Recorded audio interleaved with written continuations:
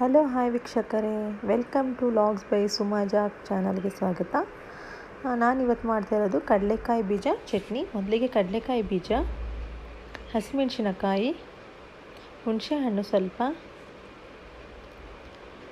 ಕೊತ್ತಂಬರಿ ಸೊಪ್ಪು ಸ್ವಲ್ಪ, ಕರಿಬೇವು ಸ್ವಲ್ಪ,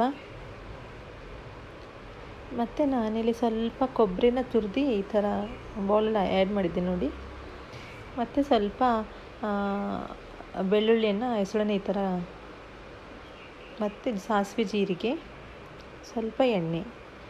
ನಾನು ಮೊದಲಿಗೆ ಸ್ಟೋವ್ ಮೇಲೆ ಬಾಣಲೆನ ಇಟ್ಟಿದ್ದೀನಿ ನೋಡಿ. ಅದರಲ್ಲಿ ಇವಾಗ ಕಡಲೆಕಾಯಿ ಬೀಜನ ಆ್ಯಡ್ ಮಾಡ್ತಾಯಿದ್ದೀನಿ. ಕಡಲೆಕಾಯಿ ಬೀಜನ ಹುರ್ಕೊಳ್ಳುವಾಗ ಯಾವಾಗಲೂ ನಾವು ಮೀಡಿಯಮ್ ಫ್ಲೇಮಲ್ಲಿ ಇಟ್ಟು ಹುರ್ಕೊಳ್ಬೇಕು ನೋಡಿ. ಈ ಥರ ಮಧ್ಯ ಮಧ್ಯದಲ್ಲಿ ನಾವು ಕೈ ಆಡಿಸ್ತಾ ಹುರ್ಕೊಳ್ತಾ ಇದ್ದರೆ ಚೆನ್ನಾಗಿ ಕ್ರಿಸ್ಪಿಯಾಗೂ ಬರುತ್ತೆ ಅದು ನೋಡಿ. ಈ ಥರ ಕೈ ಬಿಡ್ದಂಗೆ ಮಧ್ಯ ಮಧ್ಯದಲ್ಲಿ ನಾವು ಚೆನ್ನಾಗಿ ಕೈ ಆಡಿಸ್ತಾನೆ ಇರಬೇಕು ನೋಡಿ. ಈ ಥರ ಚೆನ್ನಾಗಿ ಕ್ರಿಸ್ಪಿಯಾಗೂ ಬರುತ್ತೆ. ನಾವು ಹೈ ಫ್ಲೇಮಲ್ಲಿಟ್ಟು ಕಡಲೆಕಾಯಿ ಬೀಜನ ಫ್ರೈ ಮಾಡೋಕ್ಕೆ ಹೋದರೆ ಎಲ್ಲ ಸುಟ್ಟೋಗುತ್ತೆ. ಅದಕ್ಕೆ ಸ್ವಲ್ಪ ಮೀಡಿಯಮ್ ಫ್ಲೇಮಲ್ಲಿ ಇಟ್ಟಿದ್ರೆ ಕಡಲೆಕಾಯಿ ಬೀಜ ಚೆನ್ನಾಗಿ ಕ್ರಿಸ್ಪಿಯಾಗೂ ಬರುತ್ತೆ ನೋಡಿ. ಈ ಥರ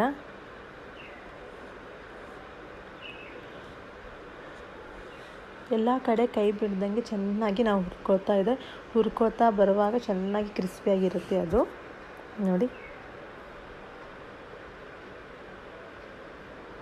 ಈ ಕಡಲೆಕಾಯಿ ಬೀಜ ಚಟ್ನಿ ಚಪಾತಿ ಜೊತೆಗೂ ಚೆನ್ನಾಗಿರುತ್ತೆ, ಮತ್ತು ರೈಸ್ ಜೊತೆಗೂ ಚೆನ್ನಾಗಿರುತ್ತೆ. ರೈಸ್ ಅಂದರೆ ನಾವು ಬಗರ್ ರೈಸ್ ಮಾಡ್ತೀವಲ್ಲ, ಆ ರೈಸ್ಗೂ ಈ ಚಟ್ನಿ ಸೂಪರ್ ಕಾಂಬಿನೇಷನ್ ಚೆನ್ನಾಗಿರುತ್ತೆ ನೋಡಿ. ನಾನು ಇದನ್ನೆಲ್ಲ ಒಂದು ಪ್ಲೇಟಲ್ಲಿ ಇವಾಗ ಎತ್ತಿಡ್ತಾ ಇದ್ದೀನಿ ನೋಡಿ. ಈ ಥರ ಎಲ್ಲನೂ ನಾನು ಎತ್ತಿಡ್ತಾ ಇದ್ದೀನಿ. ಅದನ್ನು ಇವಾಗ ನಾನು ತಣ್ಣಗಾಗಿ ಬಿಡ್ತಾ ಇದ್ದೀನಿ. ಅದಾದಮೇಲೆ ಇದೇ ಬಾಣಲೆಗೆ ನಾನು ಹಸಿಮೆಣಸಿನ್ಕಾಯಿನ ಆ್ಯಡ್ ಮಾಡ್ತಾಯಿದ್ದೀನಿ.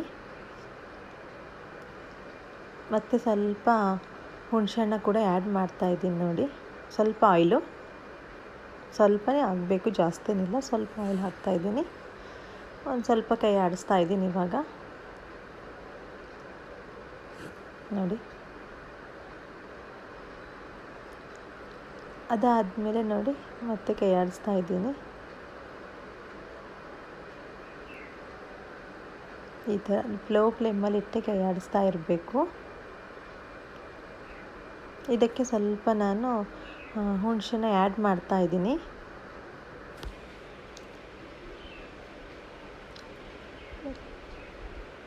ಮತ್ತು ಸ್ವಲ್ಪ ಜೀರಿಗೆ ಕೂಡ ಆ್ಯಡ್ ಮಾಡ್ತಾ ಇದ್ದೀನಿ. ಇದ್ರ ಜೊತೆಗೆ ನಾನು ಸ್ವಲ್ಪ ಫ್ರೈ ಮಾಡ್ತಾ ಇದ್ದೀನಿ ನೋಡಿ. ಈ ಥರ ಆಲ್ಮೋಸ್ಟ್ ಸ್ವಲ್ಪ ಫ್ರೈ ಆಗಿಬಿಡ್ತು ನೋಡಿ. ನಾನು ತಣ್ಣಗಾರಕ್ಕೆ ಬಿಟ್ಟಿದ್ದೀನಿ. ಇದಕ್ಕೆ ಇವಾಗ ನಾನು ಕಡಲೆಕಾಯಿ ಬೀಜನ ಸಿಪ್ಪೆ ಎಲ್ಲ ಕ್ಲೀನ್ ಮಾಡಿ ಇವಾಗ ಜಾರ್ನಲ್ಲಿ ಆ್ಯಡ್ ಮಾಡ್ತಾಯಿದ್ದೀನಿ. ಮತ್ತು ಹಸಿಮೆಣಸಿನ್ಕಾಯಿ ಮತ್ತು ಹುಣಸೆಹಣ್ಣು, ಸ್ವಲ್ಪ ಜೀರಿಗೆ, ಅದು ಎಲ್ಲ ಇವಾಗ ಆ್ಯಡ್ ಮಾಡ್ತಾಯಿದ್ದೀನಿ. ಸ್ವಲ್ಪ ಕೊತ್ತಂಬರಿ ಸೊಪ್ಪು ಆ್ಯಡ್ ಮಾಡ್ತಾಯಿದ್ದೀನಿ. ಬೆಳ್ಳುಳ್ಳಿ ಹೆಸರುಗಳನ್ನ ಆ್ಯಡ್ ಮಾಡ್ತಾಯಿದ್ದೀನಿ.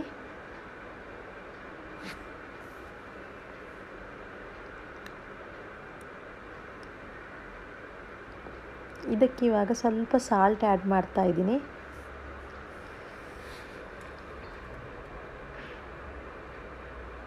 ಮತ್ತು ಸ್ವಲ್ಪ ಒಣ ಕೊಬ್ಬರಿ ತುರಿದು ಹಾಕ್ತಾಯಿದ್ದೀನಿ ನೋಡಿ. ಹಸಿ ಕೊಬ್ಬರಿ ಎಲ್ಲ ಅದು ಇವಾಗ ಮಿಕ್ಸಲ್ಲಿ ನಾನು ರುಬ್ಕೊಳ್ತಾ ಇದ್ದೀನಿ ನೋಡಿ.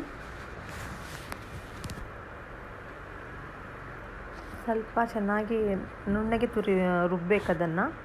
ಈಗ ನಾನು ಈ ಬೌಲಲ್ಲಿ ಇವಾಗ ತೆಗಿತಾ ಇದ್ದೀನಿ.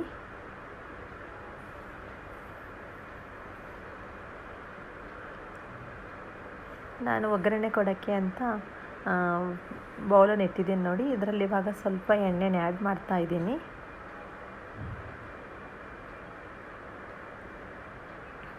ಎಣ್ಣೆ ಕಾಯ್ತಾ ಇದ್ದೆ. ಇವಾಗ ಎಣ್ಣೆ ಕಾದಿದೆ ನೋಡಿ. ಇದರಲ್ಲಿ ಇವಾಗ ಜೀರಿಗೆ ಮತ್ತು ಸ್ವಲ್ಪ ಸಾಸಿವೆನ ಆ್ಯಡ್ ಮಾಡ್ತಾಯಿದ್ದೀನಿ.